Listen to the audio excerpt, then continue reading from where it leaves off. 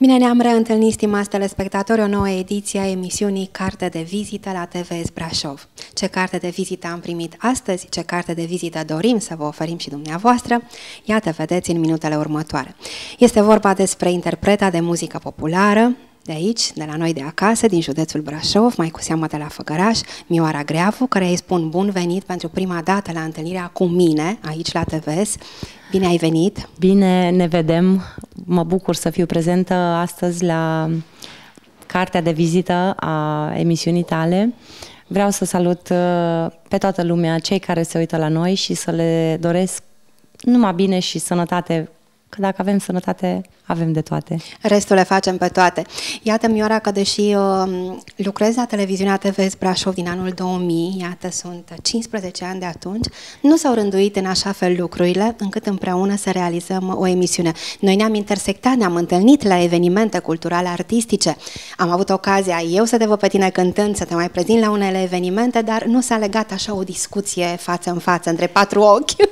Niciodată, nu zic niciodată. Așa este. Eu zic de, n-a fost să fie. N-a fost să fie. N-a fost să fie, iar dacă timpul nu ne-a ajutat nici pe una, nici pe alta, zic eu că e bine și acum. Este bine și acum pentru că experiența ta s-a îmbogățit între timp, ai imprimat cântece noi, ai avut ocazia să duci portul popular și cântecele tale peste tot în țară pe unde ai fost invitată și iată că avem cu această ocazie și ce să vorbim. O carte de vizită, Mioara dragă, înseamnă că oamenii trebuie să știe câte ceva despre persoana dragă pe care ai invitat-o în emisiune. Așadar, chiar dacă de la alte emisiuni sau posturi de radio au mai aflat câte ceva de la tine, aș vrea să le spui acum cine este Mioara Greavu, cea care cântă, dar care dincolo de cântec și de costumul popular este o femeie cu o activitate bogată, cu job, este mamă, o femeie foarte bogată din punctul ăsta de vedere, cu două fete frumoase și deștepte să trăiască. Mulțumesc frumos! Da, Mioara Greavu este în primul rând om, înainte de toate, artist, pot să spun. Da, și într-adevăr sunt și mamă a două fete mari chiar. Pe cea mare, Maria, este anul întâi de facultate, Roxana este în clasa 11-a la Liceul Radu Negru, la Făgăraș. Iar ca și artist pot să spun că eu zic că avem ce povesti, chiar foarte multe spectacole, petreceri, imprimări, filmări. Cum a început totul? Când erai micuță, ai început așa de la grădiniță, școală, sau dragostea asta pentru muzică a reînviat în sufletul tău puțin mai târziu? Da, cred că pot să spun că atunci când m-a născut mama, loc să plâng, am cântat. Da, când de mică. Și vreau să-ți spun, Silvana, că am ajuns să aflu că bunica mea cânta doar la vârsta de 35 de ani. Eu n-am știut. Întrebând părinții, da, cânta bunica, dar bine, nu s-a afirmat, n-a fost Erau și alte vremuri, că pe vremea aia se spunea că cine cântă e țigan. Da. Iar din cauza acestui lucru am avut numai de pierdut. Mama mea mă bătea non-stop din cauza că eu fugeam la cântări. Unde vedeam nuntă, petrecere, eram prima. Și cu toate acestea, tot n-a avut ce să-ți facă? N-a avut ce să-mi facă, pentru că dragostea de cântec a fost mai mare ca și putea să mă bată cât ar fi vrut ei degeaba. Dar frumusețea de unde o moștenești? De la bunica, de la mama? Pentru că este o frumusețe poate și moștenită, nu doar că ne ajutăm noi de cosmeticele de pe piață. Da. Ochii frumoși și trăsăturile feței de undeva le-ai moștenit, probabil. Mă fac să rușinez așa un pic. Frumusețea interioară, zic eu că e mai frumoasă ca orice altceva. Da, sora tatălui meu era o femeie tare frumoasă, mătușa mea, care a decedat cu ani în urmă. Și mama este foarte frumoasă, e adevărat, pe care o iubesc din toată inima și din tot sufletul meu.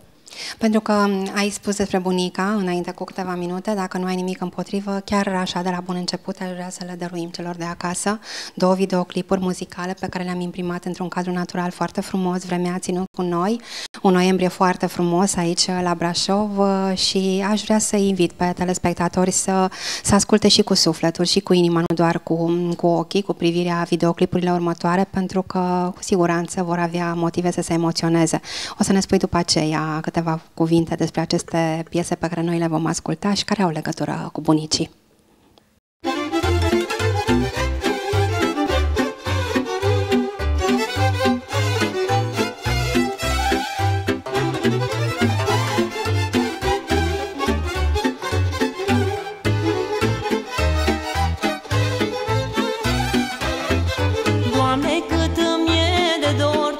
Casa bunicilor și de scumpa mea copilărie. Să-ntorc anii ce n-aș da cu copilăria mea, mi-ar fi cea mai mare bucurie. Doamne, cât îmi e de dor de casa bunicilor și de scumpa mea copilărie. Să-ntorc anii ce n-aș da cu copilăria mea, mi-ar fi cea mai mare bucurie. Scumpa mea bunica, dragul meu bunic, m-ați crescut cu drag și cu blândețe.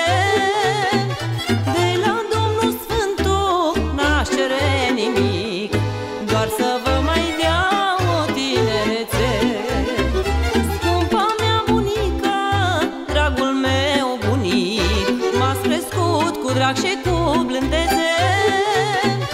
De la Domnul Sfântul n-aș cere nimic, doar să vă mai dea o tinerețe.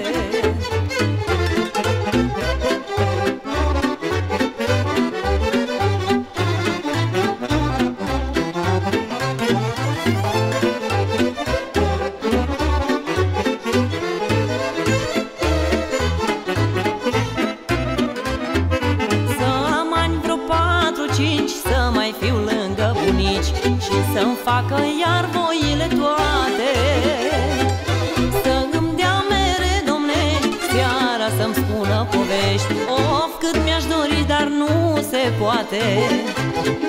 Să am ani vreo 4-5, să mai fiu lângă bunici și să-mi facă iar voile toate. Să îmi dea mere domnești, seara să-mi spună povești. Of, cât mi-aș dori, dar nu se poate. Scumpa mea bunica, dragul meu bunic, m-ați crescut cu drag și cu blândețe. De la Domnul Sfântul n-aș cere nimic, doar să vă mai dea o tinerețe. Scumpa mea bunica, dragul meu bunic, m-ați crescut cu drag și cu blândețe. De la Domnul Sfântul n-aș cere nimic, doar să vă mai dea o tinerețe.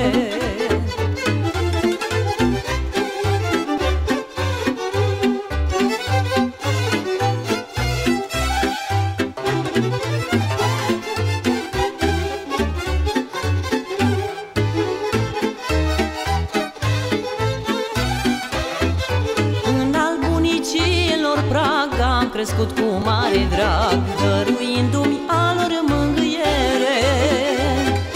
Zile întregi și nopți la rând le-am ascultat glasul blând, care mi-alina orice durere. În al bunicilor prag am crescut cu mare drag, dăruindu-mi a lor mângâiere. Zile întregi și nopți la rând le-am ascultat glasul blând, care mi-alina orice durere. Scumpa mea bunica, dragul meu bunic, m-ați crescut cu drag și cu blândețe. De la Domnul Sfântul n-aș cere nimic, doar să vă mai dea o tinerețe. Scumpa mea bunica, dragul meu bunic, m-ați crescut cu drag și cu blândețe.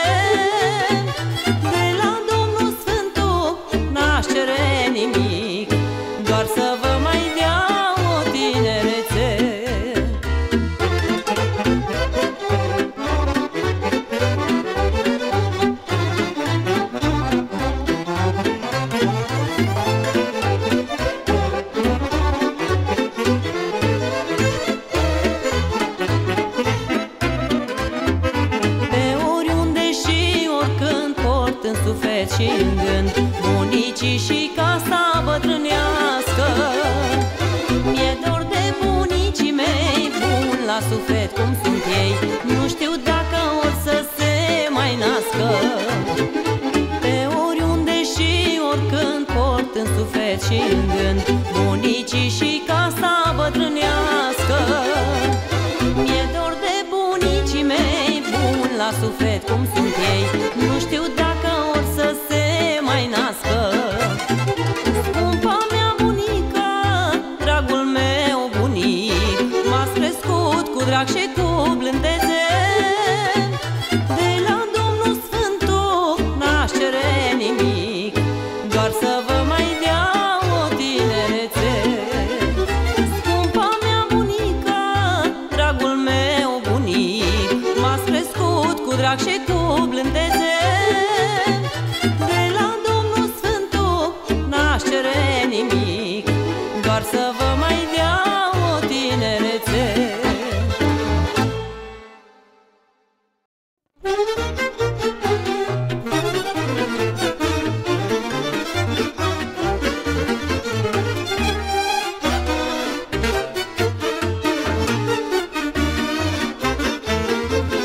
Am trecut prin multe în viață, la multe am tras să ajung în față. Nu mi-a fost deloc ușor, la uneori am zis că mor. Dacă stai din cer nu scade și munca mea da roade, cam știu ce-am de făcut. Am în viață zile bune și nimeni nu poate spune că m-am dus la el și i-am cerut. Dacă stai din cer nu scade și munca mea da roade, cam știu ce-am de făcut. Am în viață zile bune și nimeni nu poate spune că m-am dus la el și i-am cerut.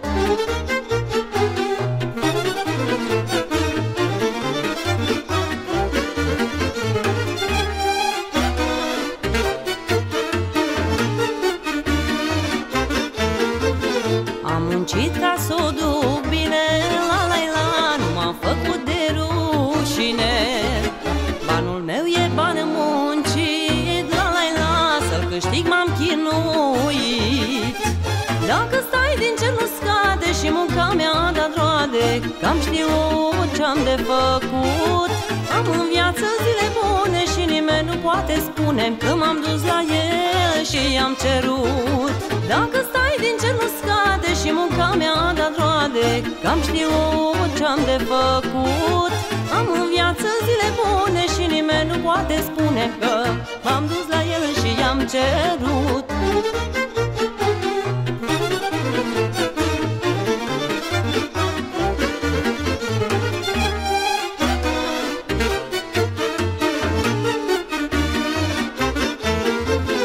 Oricât m-a încercat necazul, la, eu nu mi-am pătat obrazul. Cu trudă și chipzuință, la, am scăpat de suferință. Dacă stai din cer nu scade și munca mea da roade, cam știu ce-am de făcut. Am în viață zile bune și nimeni nu poate spune că m-am dus la el și i-am cerut. Dacă stai din cer nu scade și munca mea da roade, cam știu ce-am de făcut. Am în viață zile bune și nimeni nu poate spune că m-am dus la el și i-am cerut.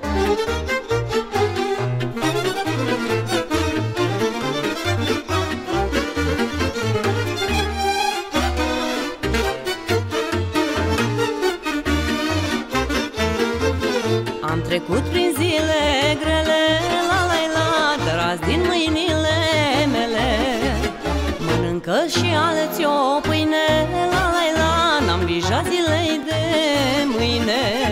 Dacă stai din cer nu scade și munca mea da roade, cam știu ce-am de făcut. Am în viață zile bune și nimeni nu poate spune că m-am dus la el și i-am cerut.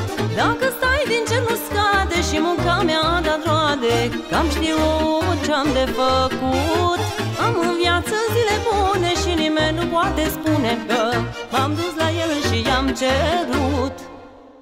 Mioara Greavu, le spuneam telespectatorilor că ne spui câteva cuvinte despre melodiile pe care le-am ascultat și nu întâmplător, pentru că acolo este ceva special în una din melodii. Da, chiar melodia cu bunicii care am cântat-o, am făcut-o special pentru bunicii mei pe care n-am să-i uit niciodată, deoarece m-a crescut și pe mine și pe surorile mele. Eu mai am încă 3 surori.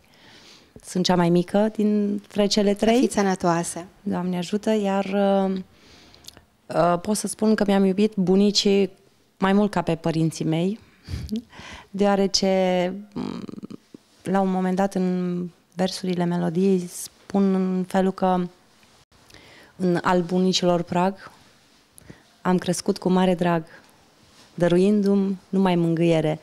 Mai luam bătaie și de la bunicul, e adevărat, dar problema este că nu era rea bătaia, adică din cauza că eram foarte rele, fiind 4 fete, săracii. Deci ai compus versurile așa cum ai simțit și ai trăit fiecare moment al acestui cântec dedicat lor. Da, da. Și vreau să-l dăruiesc din suflet pentru cei care au bunici să-i respecte și să-i caute, deoarece atunci când nu mai sunt, poate ți-ai dori să fii alături de ei și nu-ți mai rămâne decât ziua morților și alte zile în care poți să le aprinzi la căpătâi o lumânare. Dar despre cântecele tale, care multe de tot sunt la număr, ce ne mai poți spune? Cine îți face versurile, linia muzicală, orchestrația, ce colaborări ai? Da. Melodiile care le-am cântat deci bunicii și am trecut prin astă viață, sau cum să spun așa, le-am făcut cu Taraful Cleante la București. Sunt compuse și de mine și de ei. Linia melodică tot de orchestrația făcută de Taraful Cleante. Iar următoarele 2 melodii cântate sunt făcute, de fapt sunt în proiect cu Florin Ionaș, Generalul, spus că toată lumea îl cunoaște după Generalul, de la Timișoara, Lipova mai bine zis. Este și text și linie melodică făcută de Florin, căruia îi mulțumesc pentru că foarte greu să ajunge la el, iar bineînțeles că suntem ca număr destui de mulți artiști în preajma lui și atâta dăruire are pentru fiecare în parte, încât am și spus, va trebui să scot un album cu el. Iar de început am făcut 2 cântece și o colindă, bineînțeles. Chiar acum, în luna aceasta, va urma să mergem la filmări din nou, pentru că așa se procedează. Iar foarte multe melodii am făcute, într-adevăr, și la Făgăraș, cu colegii. Următoarea, Ca și omul nu-i niciunul, e făcută la colegul meu Radu Galfi de la Făgăraș, pe care îl salut și îi mulțumesc frumos pentru ajutor și sprijin. Este preluat de la artista care a murit, Ileana Rus, de la Sibiu. Mi-a plăcut foarte mult și textul și linia melodică. Ne reprezintă într-un fel sau altul pe noi oamenii. Ca și omul nu-i niciunul, dintre 2 te vinde unul. Eu zic, trăim niște vremuri destul de grele. Urâte, sau altul. grele, urâte, uneori ciudate, de-a dreptul nu mai știi ce să crezi. E adevărat că de multe ori nu te aștepți la cel care e aproape de tine să-ți facă rău și chiar acolo de multe ori se întâmplă lucrul acesta. Și cu toate acestea sunt evenimente la care vezi oameni fericiți, oameni veseli, oameni știu să se distreze în continuare, sunteți invitați la evenimente frumoase, tinerii se căsătoresc, au nunți mari, frumoase și vă vor alături pe voi cântăreții. Adevărul este că atunci când mergem la o petrecere, bineînțeles, eu am trupa mea, deci când cu formația Prolis de la Făgăraș, la tot felul de evenimente, petreceri, spectacole chiar. În primul rând, când ajungem în sală și vedem că lumea este mulțumită și că îți dăruiește zâmbetul, deci pe chipul omului vezi dacă îi place sau nu-i place. În momentul când vezi că omul se simte bine, atunci încerci să dăruiești totul. Să le dăruiești tot ce simți tu ca om. Iar eu mă încarc cu bucuria lor. Altceva nici nu mai îmi trebuie. Aplauzele, gândurile bune, nu? Dedicațiile pe care le oferi, iată, sunt un balsam pentru suflet și pentru ei și la rândul lor și pentru voi. E adevărat. De aceea, Miora dragă, haide să le dăruim tuturor celor la care ai cântat, la nunți sau la botez sau la petreceri, tuturor celor la care vei cânta, să le dăruim în continuare din suflet cântecele tale. Cu tot dragul. Și să mulțumim mult că am fost primiți într-o locație frumoasă, într-un colțișor care încă mai păstra ceva verde, dar și ceva frunze rugini ale toamnei și ne-am simțit foarte bine aici. Și eu vreau să le mulțumesc prietenilor mei de aici de la Brașov, care ne-au primit cu atâta căldură și sper să putem face ca gândurile noastre bune să ajungă acolo, acasă. Deocamdată să ajungem cu cântecele tale în sufletul oamenilor, să-i bucurăm și pe ei cu versurile, cu orchestrația care se aude și, cum am spus, și cu părticica aceasta frumoasă de colț de natură, unde am avut bucuria să filmăm într-o zi atât de frumoasă de noiembrie. Pentru toți cei de acasă, cântecele Mioarei Greavu.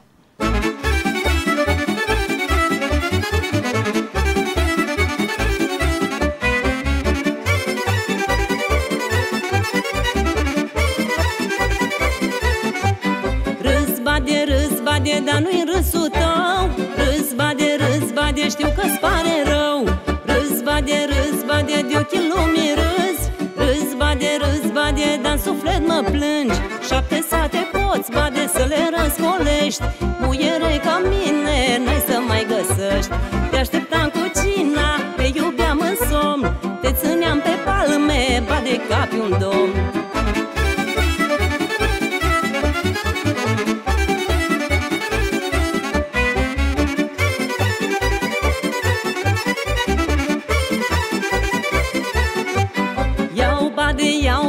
Iau cum te cunosc. Iau bade, te știu pe de rost.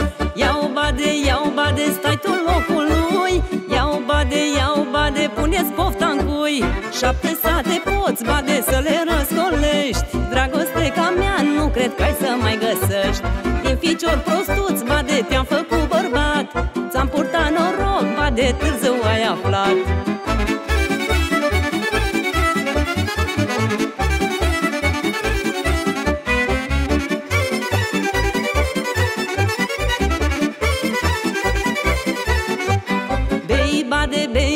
Bei de dorul meu. Bea, bade, fără mine-i greu.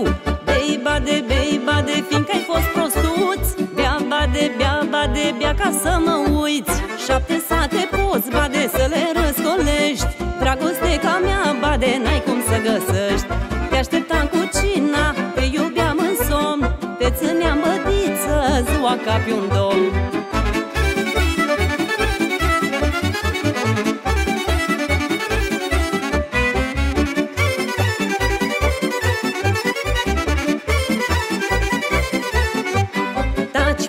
Taci, bade, să nu te căiești.